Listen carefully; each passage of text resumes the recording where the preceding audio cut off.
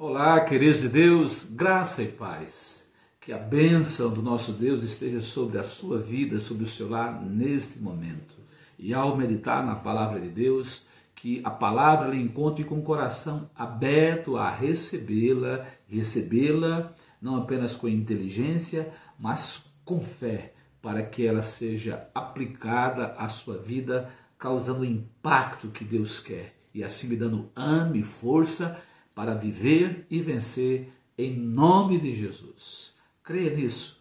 Quero meditar com você, neste momento, em Isaías capítulo 64. Vamos aprender que Deus ele ajuda aqueles que nele esperam, por fé, por confiança, por obediência, por estar em aliança com ele. Era isso que ele queria do seu povo, quando usa Isaías para despertar o seu povo, para que o seu povo que estava a sofrer os temores, as investidas do governo assírio e de outros povos, querendo aproveitar a fraqueza de um Israel sem a bênção de Deus, porque se rebelou contra Deus e por isso, infelizmente, não estava contando com a bênção de Deus, embora Deus estivesse sempre pronto a abençoar aquele povo, como está pronto a nos abençoar, mas é necessário que esperemos nele, e a espera deve ser uma espera conforme a vontade de Deus, conforme realmente quem crê e depende do Senhor, tem segurança de que o Senhor é fiel no cumprimento da sua palavra sobre aqueles que nele creem e por isso nele esperam. Leamos o texto, Isaías 64, versos 4 e 5, e vamos focar no verso 5, mas o verso 4 nos dá um pano de fundo do sentimento que devemos ter na esperança do nosso Deus. Diz o texto: porque desde a antiguidade não se ouviu, nem com ouvidos se percebeu, nem com os olhos se viu um Deus além de ti, que trabalhe para aquele que nele espera. Saíste ao encontro daquele que se alegrava e praticava justiça, daqueles que se lembram de ti nos teus caminhos. Eis que tiraste porque pecamos. Neles há eternidade para que sejamos salvos. Esse texto bíblico nos fala profundamente da segurança que se tem quando se confia em Deus, porque Deus está a todo tempo querendo nos abençoar, querendo nos fazer vitoriosos, querendo nos dar força para que superemos as lutas da vida, como esse tempo que estamos passando de dificuldades em função da pandemia que abalou o mundo em todas as suas estruturas. Mas vamos para o texto bíblico. Ele diz, no verso 4, que Deus trabalha para aqueles que nele esperam. Esse nele esperam nele confiam, dele dependem, nele creem, nele têm fé e a ele obedecem, porque com ele tem uma aliança que faz com que queiramos andar segundo o acordo que temos com Deus, segundo a vontade de Deus. E Deus, na sua fidelidade, honra a sua palavra, cumprindo todas as suas promessas. Promessas de vitória, de ânimo, de poder, de força, de sabedoria, de orientação para aqueles que dependem dele. É o Senhor que nos guarda, é o Senhor que nos dá segurança e é o Senhor que nos provê de tudo que necessitamos nesta caminhada em um mundo que é de aflição. E assim será até a volta do nosso Senhor Jesus Cristo. Mas não estamos sozinhos. Deus está conosco, porque nele esperamos. A primeira lição é que aqueles que esperam no Senhor serão ajudados por ele, porque esperam, segundo o texto bíblico, praticando a justiça. Diz o texto, saísse ao encontro daquele que se alegrava e praticava justiça. Aqueles que praticam a justiça com alegria, com contentamento, com prazer, porque estão praticando a justiça, não a justiça humana com suas limitações, com suas falhas, com as conveniências do homem que não é justo em si mesmo, mas praticando a justiça de Deus. Nós não somos parâmetros para nós mesmos, por isso devemos buscar o parâmetro de Deus, para que assim excedamos a justiça dos homens e vivamos e hajamos uns para com os outros, segundo a justiça do nosso Deus, que tem a medida certa de todas as coisas. A solução do Senhor é sempre suficiente, é sempre justa, é sempre imparcial e no tempo oportuno, para que sejamos por Ele orientados, abençoados e supridos. É assim que Deus nos conduz, é assim que Deus nos orienta. Jesus já dizia em Mateus capítulo 5, lá no Sermão do Monte, falando das bem-aventuranças, no verso 6 ele vai dizer: bem-aventurados que têm fome e sede de justiça, porque eles serão fartos. Ou seja, aqueles que se alegram em Deus praticando a justiça, esperando no Senhor, eles serão fartos, eles serão atendidos, eles não passarão necessidades sem que sejam socorridos por Deus. E creia nisso. Deus conhece as suas lutas, as suas dificuldades e conhece também quanto você é tentado, o quanto todos nós somos tentados a seguirmos os nossos próprios caminhos, a nossa própria justiça, querendo resolver os nossos problemas, mas aqueles que esperam no Senhor, esperam praticando a justiça e a justiça que é de Deus. Por isso busca na palavra orientação, por isso ora ao Senhor, por isso depende do Espírito Santo para não agir contra Deus, mas agir com Deus ali par a par.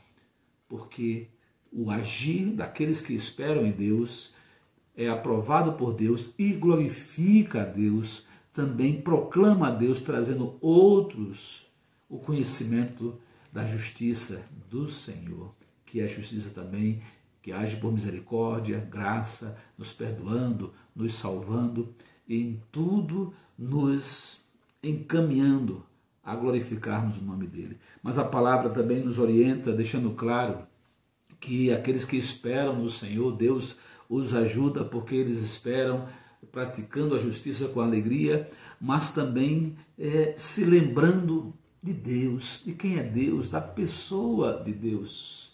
E como é importante termos esse sentimento, porque muitas das vezes buscamos a Deus não por Deus, mas pelas bênçãos que Ele vai nos dar para atendermos as lutas, as dificuldades, o sustento, aquilo que precisamos para esta vida. E não há pecado algum buscarmos a Deus para que Ele supra as nossas necessidades, porque nele esperamos. Mas é importante que tenhamos compreensão de quem é Deus e queiramos estar com Deus. O salmista, no capítulo 77 do livro dos Salmos, ele vai nos trazer a bênção da palavra no versos 11 e 13, nos dizendo o seguinte: Salmos 77, versos 11 e 13, lembrar-me-ei, pois, das obras do Senhor, certamente que me lembrarei das tuas maravilhas da antiguidade. Meditarei também em todas as tuas obras e falarei dos teus feitos. O teu caminho, ó Deus, está no santuário. Que Deus é tão grande como o nosso Deus. Isaías, ele vai dizer isso, ele convida o povo de Deus à reflexão sobre a grandeza de Deus no verso 4, porque desde a antiguidade não se ouviu, nem com o ouvido se percebeu, nem com os olhos se viu um Deus além de ti, que trabalhe para aquele que nele espera. Não há Deus como o nosso Deus, um Deus de amor, um Deus de bondade, e lembrar de Deus é lembrar realmente dos seus atributos, da sua personalidade, do seu caráter santo, justo, bom e ao mesmo tempo majestoso, porque só o Senhor é Deus, Deus único, grande, soberano, mas que olha para cada um de nós, mesmo sendo tão pequenininhos, mesmo sendo menores que grãos de areia diante da majestade do nosso Deus. E lembrar desse Deus é agradecê-lo, é a Ele honrar, a Ele louvá-lo, a Ele se prostrar em adoração e querer muito estar perto de Deus. Estar perto de Deus é estar em comunhão com Ele, em intimidade com Ele, na nossa meditação, na nossa oração, na leitura da palavra, no contemplar as suas maravilhas, em olhar para o nosso próximo como criatura de Deus, como filhos, como irmãos nossos, por Deus, é termos esse sentimento de presença de Deus em todo o tempo, e em todo o tempo, quer comamos, quer bebamos ou façamos quaisquer outras coisas, tenhamos em mente que fazemos porque Deus é por nós e a Ele devemos glorificar. E louvado seja o nosso Deus. Portanto, pense em Deus agora, na sua presença, no seu amor, na honra e louvor e gratidão que você deve a Ele pela vida que Ele lhe deu, pela caminhada que Ele tem feito com você em meio às lutas, às dificuldades, nunca lhe desamparando, nunca lhe deixando só. O salmista vai dizer: grandes coisas fez o Senhor por nós, por isso estamos alegres. Porque lembrar de Deus também, aqueles que esperam no Senhor, esperam praticando a justiça do Senhor com alegria, esperam se lembrando de quem é Deus, essa pessoa grande, maravilhosa e ao mesmo tempo tão perto de nós, seus pequeninos, mas também esperam se lembrando do caminho do Senhor. O caminho do Senhor é bom, o caminho do Senhor é perfeito. E quando pensamos nisso, esperar no Senhor é esperar nele, no seu caminho, fazendo a sua vontade, obedecendo a sua palavra, confiando nas suas promessas. É ter um sentimento de que está andando em segurança porque está sendo levado por Deus, que é o nosso bom pastor. Aquele que Ele vai nos levar a pastos verdejantes, vai nos levar a águas tranquilas, de modo que possamos bebê-la e refrigerar a nossa alma. É esse sentimento que o profeta traz para aquele povo aflito, e um povo que estava em pecado e precisava se envolver com Deus, abandonando o pecado e ter esse sentimento de alívio, de refrigério para a vida, por andar em segurança no caminho do Senhor. Para nós crentes em Cristo sabemos que o caminho para Deus é Jesus Cristo.